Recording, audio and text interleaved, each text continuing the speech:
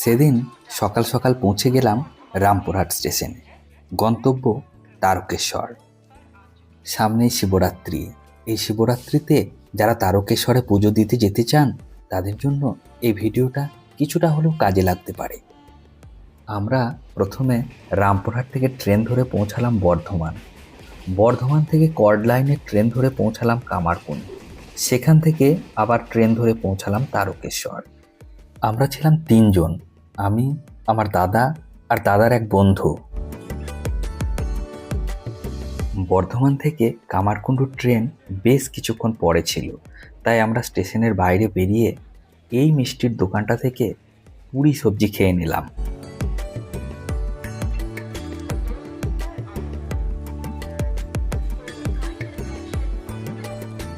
তারপর আবার বর্ধমান থেকে ট্রেন ধরে পৌঁছালাম কামারকুণ্ডু। কামারকুণ্ডু থেকে ট্রেন ধরে অবশেষে পৌঁছে গেলাম তারকেশ্বর স্টেশনে।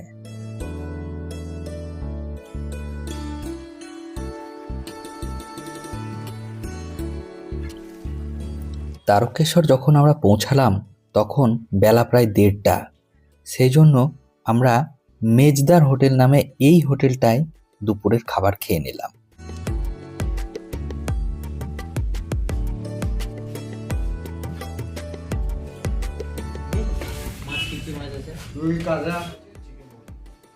দুপুরের খাবার খেয়ে আমরা লোকনাথ হোটেলে একটা রুম নিয়ে নিলাম।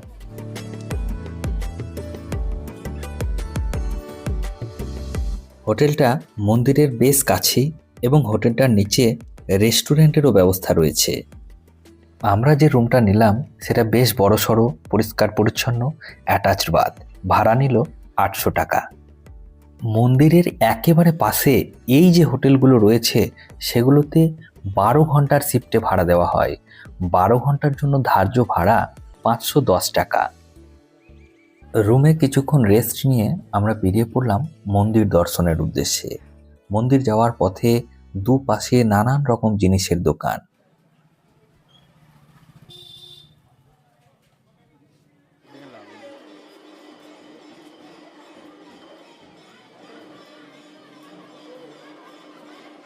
কয়েক মিনিটের মধ্যেই আমরা পৌঁছে গেলাম বাবার স্থানে। মন্দিরের বাইরে রয়েছে এক অপূর্ব সুন্দর তোরণ।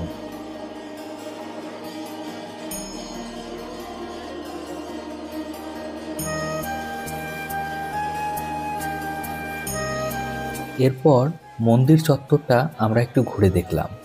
মন্দির চত্বরের ভিতর ক্যামেরা বা মোবাইলে ছবি তোলা নিষিদ্ধ, তাও কোনো রকমে আমি কয়েকটি ভিডিও করেছি।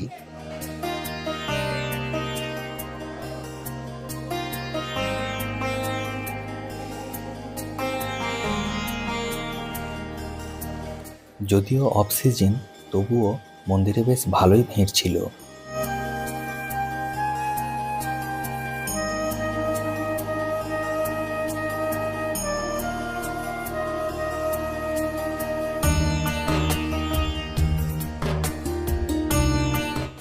এরপর মন্দিরের পাশেই একটা ডালার দোকানে আমরা পুজো এবং প্রসাদের ব্যাপারে একটু খোঁজ খবর নিলাম। এই ডালাতে আবার টেরা দেওয়া হবে 4টে, এটা হচ্ছে 50 টাকা, এটা হচ্ছে 100 টাকা। কিনা টেরাটা দিয়ে বলো, এবার যদি বলেন ওপরে তোমার ওপরেও আছে। আর এবার জল একটু, হ্যাঁ জল দিয়ে দেবে, জল তোমার যেমন ইচ্ছা নেবে, জল ফুল মারা ফেটি তো 50 টাকা নিতে পারো, 30 টাকা নিতে পারো, 100 টাকা নিতে পারো, তোমার যেমন ইচ্ছে তেমন বিভিন্ন রকম থাকে। দক্ষিণা তোমার যা ইচ্ছে নেবে, কোনো অসুবিধা নেই। এই আমার দোকান ঠিকানা।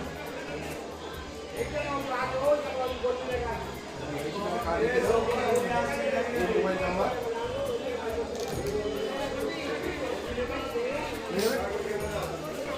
অন্য ঠিক আছে।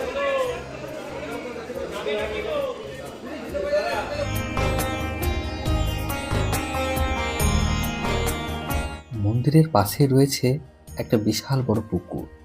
এই পুকুরের নাম দুধ পুকুর। এখানে স্নান করে এখানকার জল নিয়ে বাবার পুজো দেওয়া যায়। এছাড়া পুকুরের পাশেই ছোট ছোট ঘটে করে দুধ, গঙ্গা জল, ফুল সহ পূজার নানান উপকরণ বিক্রি করা হচ্ছে।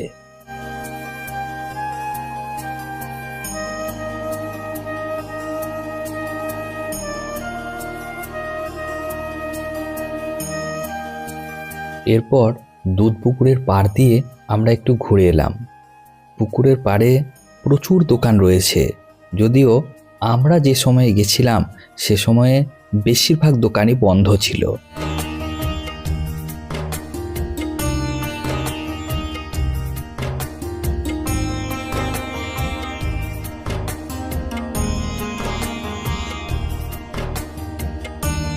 এই সময় মন্দির চত্বরে লুচি, পায়েস আর মিহিদানার প্রসাদ বিতরণ করা হচ্ছিল। বাবা মহাদেবকে প্রণাম করে আমরা সেই প্রসাদ গ্রহণ করলাম।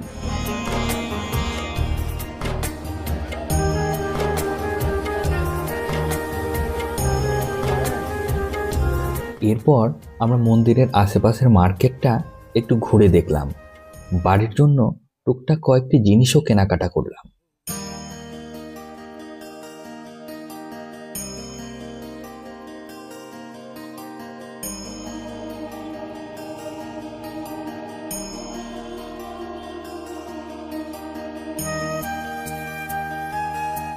কেমন কি দাম আছে? এটা পড়বে আপনার 80 টাকা, এটা পড়বে 140।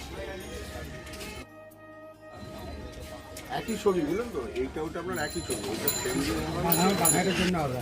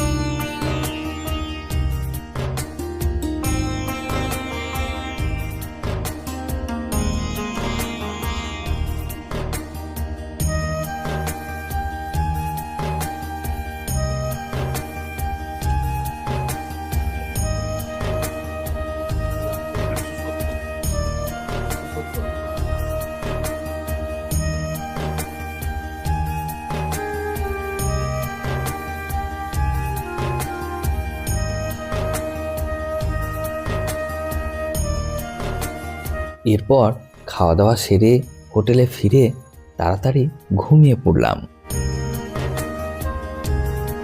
দ্বিতীয় দিন সকাল সকাল উঠে স্নান সেরে চললাম মন্দিরে পুজো দিতে। তারকেশ্বর মন্দিরের একটা গুরুত্বপূর্ণ নিয়ম হলো, মন্দিরের গর্ভগৃহে প্রবেশ করতে হলে ছেলেদেরকে তাদের ঊর্ধ্বাঙ্গের যে কোনো রকমের পোশাক অর্থাৎ জামা, টি শার্ট, স্যান্ডো গেঞ্জি ইত্যাদি খুলে রেখে প্রবেশ করতে হবে। তবে গামছা, চাদর ইত্যাদি গায়ে জড়িয়ে নেওয়া যেতে পারে।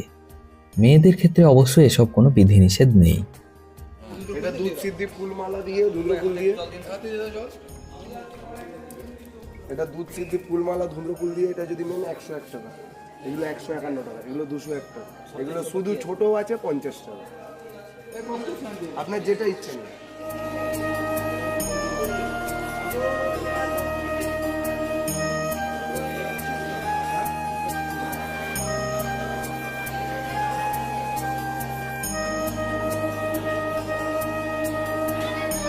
কিছুক্ষণের মধ্যেই আমাদের পুজো দেওয়া কমপ্লিট হয়ে গেল।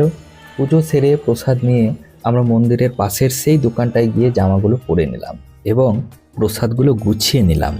তারকেশ্বর মন্দিরের পাশেই আছে দুর্গা মন্দির, সেটাও আমরা দেখে নিলাম।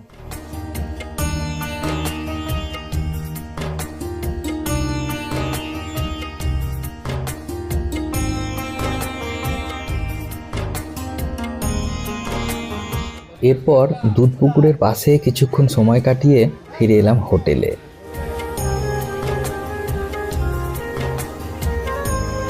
তারপর ব্যাগপত্র গুছিয়ে চেক আউট করে বেরিয়ে পড়লাম হোটেল থেকে।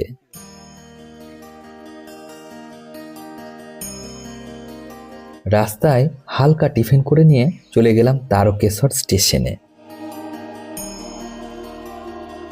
অবশেষে টিকিট কেটে রওনা দিলাম বাড়ির উদ্দেশ্যে।